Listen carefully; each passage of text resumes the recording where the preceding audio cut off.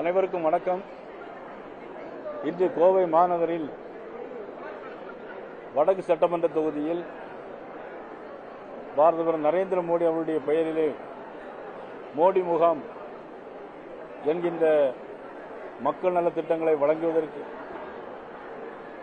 இன்றைக்கு இதெல்லாம் ஏற்பாடு செய்திருக்கிற நமது அகில இந்திய மகளிர் அணி தலைவி, தெற்கு சட்டமன்ற உறுப்பினர் மதிப்புக்குரிய வானதி சீனிவாசன் அவர்கள் ஏற்பாட்டின் பேரில் இன்றைக்கு இந்த நலத்திட்டங்களை வழங்கிக் கொண்டிருக்கிறோம். அதற்கு முன்பாக நமது மாநகர் மாவட்ட தலைவர் ரமேஷ் அவர்கள் ஏற்பாட்டின் பேரில் இன்று உண்ணாவிரதம் இருக்கக்கூடிய சத்துணவு அமைப்பாளர், அங்கன்வாடி அமைப்பாளருடைய நிகழ்ச்சியில் கலந்து கொண்டுவிட்டு இறுதியாக இந்த நிகழ்வில் கலந்து கொண்டிருக்கிறோம். சுயம் அறக்கட்டளையின் பெயரில் திருமதி வானதி சீனிவாசன் அவர்கள் மக்கள் நலனுக்காக இதை ஏற்பாடு செய்திருக்கிறார்கள். அதில் குறிப்பாக இன்னைக்கு அதில் வழக்கமாக எல்லா நிகழ்ச்சிகளும் எல்லாரும் செய்வதுண்டு. ஆனால் தகப்பனை இழந்த குடும்பத்திற்கு, அதிலும் குடிபோதையால் தகப்பனை இழந்த குடும்பத்திற்கு, குழந்தைகளுக்கு ஆண்டு ஒன்றிற்கு 10,000 ரூபாய் 100 குடும்பத்திற்கு கொடுக்கிறார்கள். தன்னுடைய சொந்த செலவில் 15 லட்சம் ரூபாய் கொடுக்கிறார்கள். பிறகு தையல் எந்திரங்கள், ஆயுஷ்மான் பரத்திட்டங்கள், ஆயுள் காப்பீட்டு திட்டங்கள் போன்ற திட்டங்களை தொடர்ந்து அவர்கள் செய்து வருகிறார்கள். இந்த நிகழ்வில் நமது முன்னாள் சட்டமன்ற உறுப்பினர் சேலஞ்சர் துரை, தம்பி ரமேஷ், பேராசிரியர் கனக சபாபதி, ஜி.கே. செல்வகுமார், ராயப்பன், பார்த்திபன் மற்றும் கிருஷ்ணசாமி, அண்ணா திராவிட முன்னேற்ற கழகத்தினுடைய பொறுப்பாளர்கள், எங்களுடைய பகுதி தலைவி பாலாம்பிகா உள்ளிட்ட அனைவரும் இந்த நிகழ்வில் கலந்து கொண்டிருக்கிறார்கள். சிறப்பான முறையில் ஏற்பாடு செய்திருக்கிறார்கள். அவர்கள் அனைவருக்கும் எனது மனமார்ந்த பாராட்டுகளையும் வாழ்த்துக்களையும் நான் இந்த நேரத்தில் தெரிவித்துக் கொள்கிறேன்.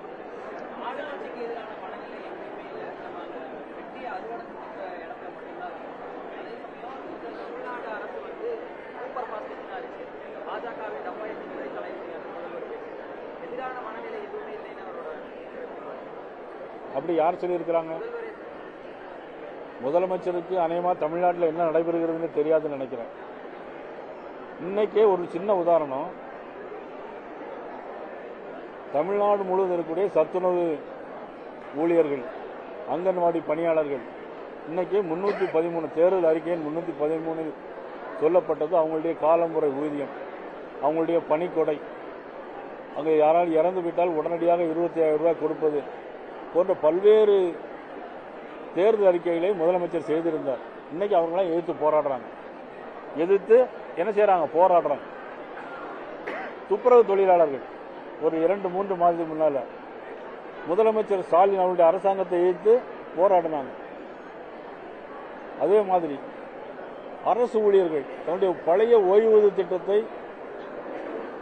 திட்டத்தை அறிமுகம் செய்யணும்னு சொன்னாங்க. 5 வருஷமா இன்னும் செய்யல. அவங்களும் இன்னைக்கு என்ன பண்றாங்க? எதிர்த்து ஜாக்டோஜியா போராடுறாங்க.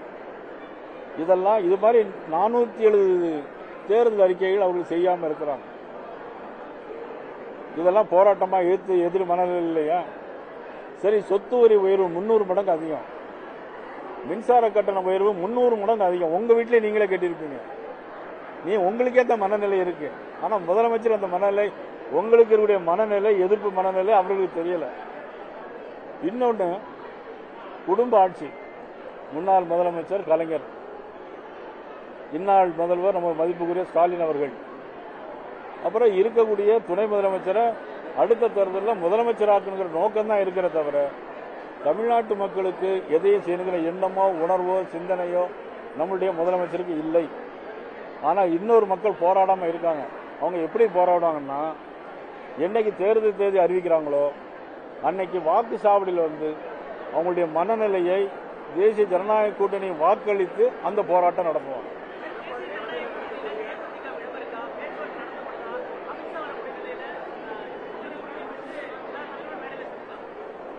கொஞ்சம் பொறுத்திருந்து பாருங்க, இன்னும் எங்களுடைய கூட்டணியில நிறைய பேர் வந்து சேரலாம்.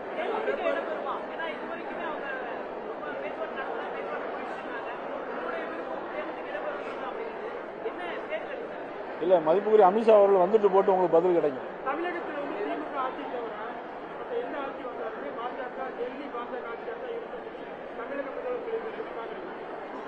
தமிழகத்தில் இந்தியா முழுக்க இன்னைக்கு எல்லா மாநிலங்களையும் பாரதிய ஜனதா கட்சி ஆட்சி தானே இருக்கு.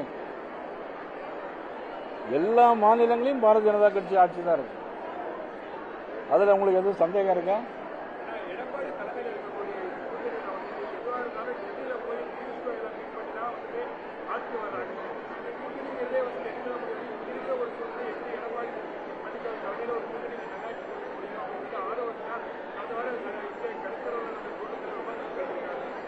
நல்ல கேள்வி, அருமையான கேள்வி. முதலமைச்சர் அண்ணன் யூபிஎஸ் முதலமைச்சராக இருக்கும்போது பியூஷ் கோயல் தமிழ்நாட்டுக்கு இன்சார்ஜ் கிடையாது. 11 மருத்துவக் கல்லூரி கொண்டு வந்தாங்க. எத்தனை திரும்பி சொல்லுங்க? 11 மருத்துவக் கல்லூரி கொண்டு வந்தாங்க. பியூஷ் கோயல்கிட்ட கேட்டுட்டு அவர் கொண்டு வரல. வந்தே பாரத் ரயில்கள் கொண்டு வந்தாங்க. பியூஷ் கோயல்கிட்ட கேட்டுட்டு கொண்டு வரல. 5 வருஷம் முதலமைச்சராக இருந்தாங்க. பியூஷ் கோயல்கிட்ட கேட்டுட்டு முதலமைச்சராக இல்லை. ஏன் இந்த மாதிரி பத்திரிகையில கேள்வி கேட்கறீங்க அப்படிங்கிறது எனக்கும் புரியல. ஒரு அருமையான ஆட்சியை தந்தார். அதனாலதான் தொடர்ந்து அவர் வரணும்ட்டு பாரதிய ஜனதா கட்சி விரும்புகிறது.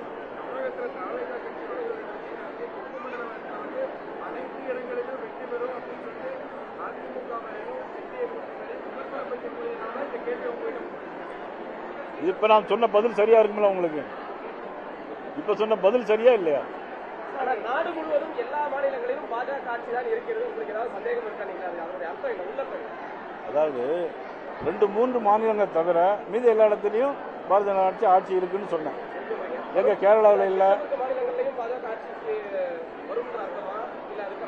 நான் அந்த அர்த்தத்தை சொல்லல.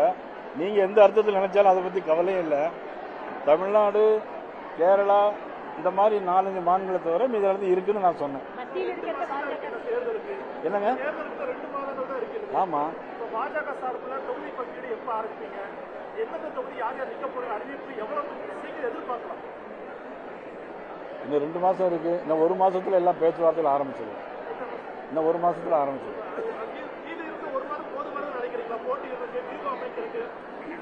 2 மணி நேரம் போதும். அண்மை காலமா அதிகமா நீங்க மாநிலத்தில் கோவைக்கு முக்கியத்துவம் கொடுப்பதற்கான காரணம் நிறைய நிகழ்ச்சிகளை கலந்துக்கிறீங்க. மற்ற மாவட்டங்களை விட கோவைக்கு அதிக முக்கியத்துவம்.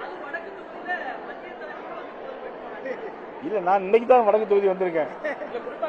அன்பா கூட கூப்பிடுறோம். கோவையில் அதிக ஆர்வம், அதிக முக்கியத்துவம். கோவையில் அடிக்கிறீங்களான்னு கேக்குறீங்களா? நான் கோவையில போட்டி போடல. பாஜக தலைவர்களோட முகாமா வந்து கோவை முகமா மாறி இருக்கீங்க. எல்லாருமே வந்து பயமுறை அதிகமா கான்சென்ட்ரேட் பண்றாங்க. அதுக்கான இதுதான் நேற்று காலையில் நான் திருநெல்வேலியில் இருந்தேன். என்னுடைய தொகுதியெல்லாம் பார்த்துட்டு வந்தேன். சாயங்காலம் மதுரையில் முகாமிட்டு பிரதமர் வரக்கூடிய வருகையெல்லாம் சொல்லி பேசிட்டு மதுரையை முடிச்சுட்டு வந்திருக்கிறேன். இன்னைக்கு கோயம்புத்தூர் வந்திருக்கிறேன். நாளைக்கு திருச்சிக்கு போறேன். நான் எல்லா இடமும் சுத்திட்டு தான் வரேன். உங்களுடைய கேள்வியில் தான் கோவையிலே இருக்குது. யாருங்க?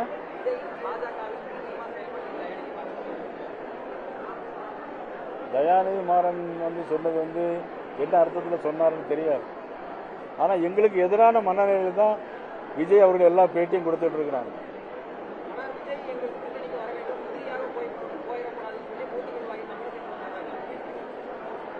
அது முன்னால என்னன்னா, மதிப்புக்குரிய தமிழிசை சொன்ன கருத்து சரியான கருத்து.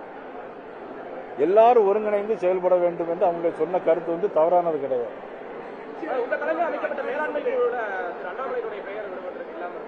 எதுலங்க?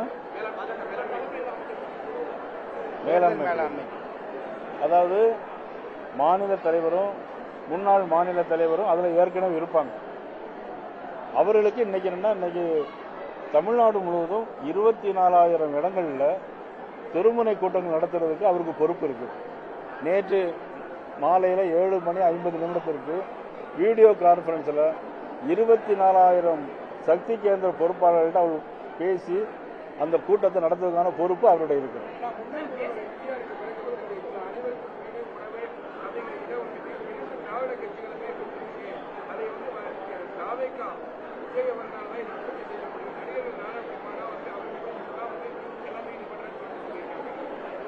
முதல்ல அவர் தேர்தல் வேட்பாளர்கள் அறிவிக்கட்டும், தேர்தல் வரட்டும், அதுக்கப்புறம் மற்றதெல்லாம் பேசுவோம். யாரு? பொதுக்கூட்டங்களுக்கான எஸ்ஓபி வந்து காவல்துறை சார்பில் நீதிமன்ற வழிகாட்டுதல்கள் காவல்துறை போட்டிருக்கக்கூடிய எஸ்ஓபி எல்லாமே டிவிகேக்கு எதிராக மட்டுமே செயல்படுத்தக்கூடியது அப்படிங்கிறத சொல்றாங்க. அவர் களத்துக்கு வரவிடாம பண்றாங்க. 50,000 பேர் கலந்து கொள்ளக்கூடிய மக்கள் சந்திப்ப 5,000 பேர் நிர்வாகிகள் கொண்டு கலந்து கொள்ளக்கூடிய ஒரு கூட்டமா குறுக்கிட்டு பாக்குறாங்க அப்படிங்கிற ஒரு குற்றச்சாட்டை அவங்க தொடர்ச்சியா வச்சிருக்காங்க. விஜய் களமாட விடுவதில்லை அப்படிங்கிற ஒரு சூழலை பாக்குறீங்க. நீதிமன்றங்கள் வழிகாட்டுதல்படி இந்த அரசு நடக்கா? நீங்க சொன்ன நீதிமன்றத்தின் வழிகாட்டுதல்படி இது பண்ணி எல்லாத்தையும் தடை பண்றான்னு சொல்றீங்க. இன்னைக்கு பாரதிதாசன் பல்கலைக்கழகத்தில் இன்னைக்கு நீதிமன்றம் தீர்ப்பு வழங்கியிருக்கு. யாரெல்லாம் நிலம் கொடுத்தார்களோ, பாரதியார் பல்கலைக்கழகத்தில் இன்னைக்கு நீதிமன்றம் தீர்ப்பு வழங்கி அந்த அரசாங்கம் செய்ய போதா? செய்ய. திருப்பரங்குன்றத்தில் தீபம் ஏற்றணும் நீதிமன்ற தீர்ப்பை திமுக இன்னைக்கு வழிகாட்டு நடந்திருக்கிறா? இல்லை.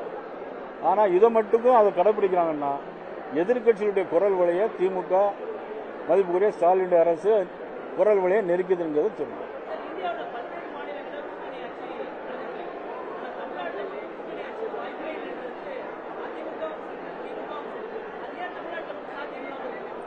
நாங்கள் அதை பற்றி ஒன்றுமே கருத்து சொல்லவே இல்லையே.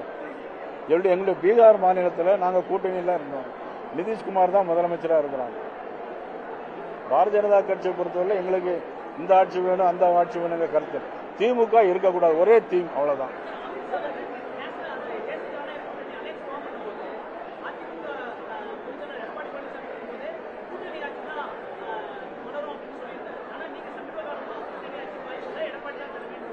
அவங்க சொன்னது கூட்டணி கட்சியினுடைய ஆட்சி அப்படின்னு சொன்னாங்க. உங்களுக்கும் அண்ணாமலைக்கும் இடையிலான ஒரு படிப்பு தொடர்ந்து சமூக வலைதளங்கள்ல ஒரு தகவல் வந்துருக்கு. எது இருக்கோ இந்த சின்ன விஷயம் ஊதி ஊதி பெருசாகத்துல ஊடகங்கள்லாம் பெருசா இருக்கு. முதல்ல நியூஸ் தமிழ் உங்க ரிப்போர்ட்டர் அடின்னு அடிச்சாங்க. யாரு? திமுக அடின்னு அடிச்சாங்க. யார் அடி? உங்களை தான் அடிச்சாங்களா? கேமராமேன் அடிவாங்க. அடி வாங்கினதை விடல. இல்ல நியூஸ் தமிழ் அடி வாங்கினதை விடல. ஆஸ்பத்திரி இருக்கும்போது யார் அடிப்பட்டவங்க மேலே எஃப்ஐஆர் போட்டாங்க நியூஸ் தமிழ் சேனல். ஆனா நீங்க இது எங்களுக்குள்ள அண்ணன் தம்பி, எந்த பிரச்சனையும் கிடையாது. நீங்க எங்களை பெருசாக்குற மாதிரி நினைச்சிட்டு இருக்கிறீங்க. ஒன்றும் நடக்காது. முதல்ல ஊடகங்களை அடிக்கிறவங்கள, அந்த கட்ட பஞ்சாயத்து பேசுறவங்கள இதெல்லாம் கண்டிச்சு ஊடகங்கள் ஒரு பெரிய இமேஜை கிரியேட் பண்ணுங்க. நாட்டுக்கு நல்லது செய்ய வேண்டிய பொறுப்பு 4வது அதிகாரம் ஊடகங்களுக்கு மட்டும்தான் இருக்கு. Prime minister of India, prime minister of president of India, prime minister of India, பிறகு வைஸ் பிரசிடென்ட் ஆஃப் இந்தியா, அடுத்தது நீங்க தான். ஊடகங்கள் தான் மிகச்சிறந்த அதிகாரம். இந்த அதிகாரத்தை பயன்படுத்தி நல்லாட்சி மலர்வதற்கு கோவை ஊடக நண்பர்கள் முயற்சிக்க வேண்டும் என்று அன்போடு கேட்டுக்கொள்கிறேன். நன்றி, வணக்கம்.